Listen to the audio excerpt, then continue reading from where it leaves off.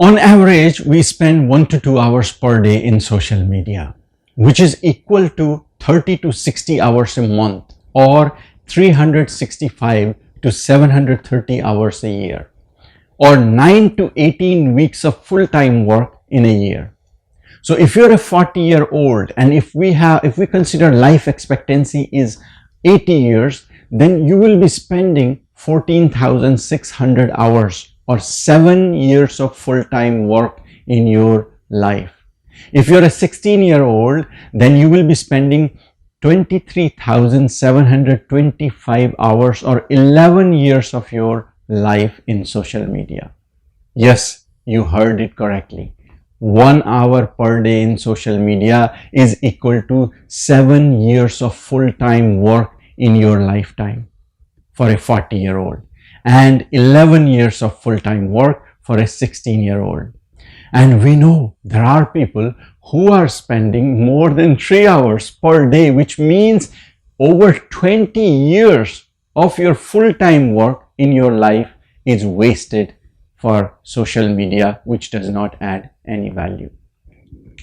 This is not just another video to bash social media and say it's all bad, because we know we need to be connected digitally in this modern time. So we are simply educating how to optimize our time in social media and not waste our energy in unnecessary use of social media. Hello and welcome to eYogi Gurukul. In this short video, we are going to give you an ancient old Hindu concept to develop strong discipline and good habits in using social media platforms.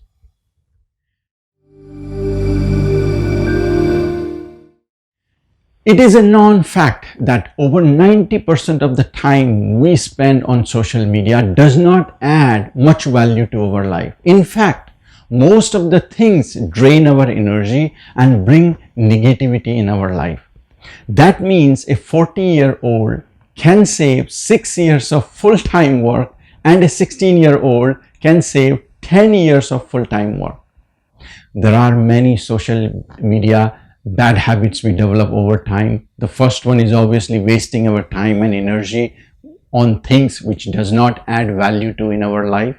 The second one is we develop bad postures. It is becoming increasingly a problem in these days that slouching, slumping, hunching, people are getting injured at home more than at work, which is very worrying.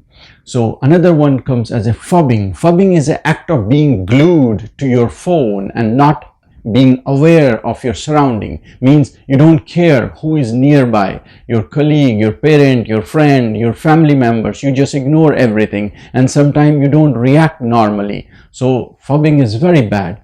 And then another one is texting while walking, very dangerous.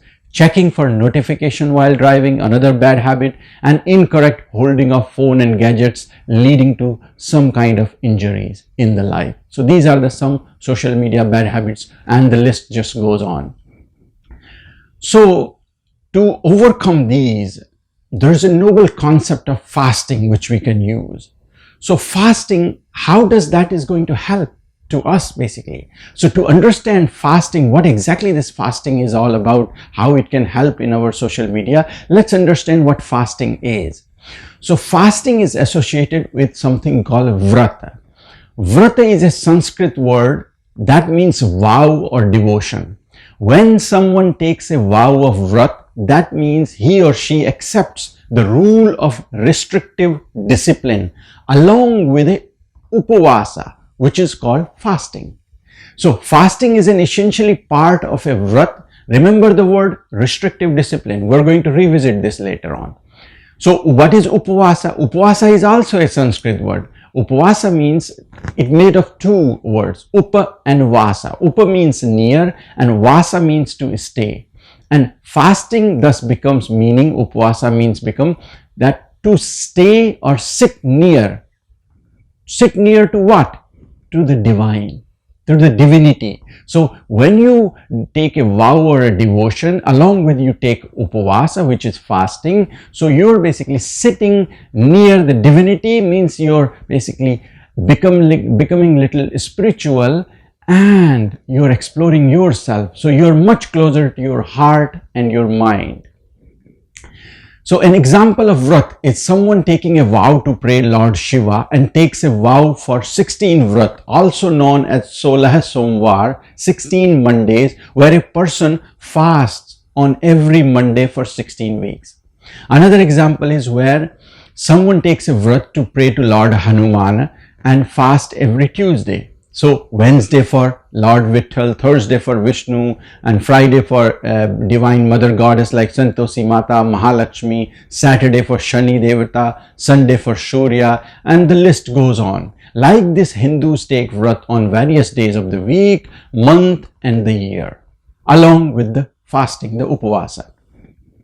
History of fasting, you can trace it back to ancient Hindu scriptures, Vedas, Upanishad, Sutras, Yoga Sutra, Purana, Mahabharata, Ramayana, and hundreds of other texts out there. And that is why these basically, because there was so much benefit of these fasting or vrata, they have been integrated into the social and cultural aspect of daily Hindu life. One can easily find hundreds of references on these texts which have been written thousands and thousands of years old, and they detail about the vrat, their methods and benefits. So how all that vrat and upavasa is going to help us today? In 21st century, we face a different types of problem. To deal with these problems, world is looking towards the deep-rooted knowledge of Hinduism. That is exactly where ancient Hindu concepts are helping the humanity to find solution to these problems. When we are faced with the challenge of addiction to social media, ancient Hindu concept of fasting is gaining a momentum. So what is it? It's being used, basically the same concept of fasting known as digital fasting. So digital fasting is an evolving concept which is basically now becoming very popular in the digital world out there. So what is it?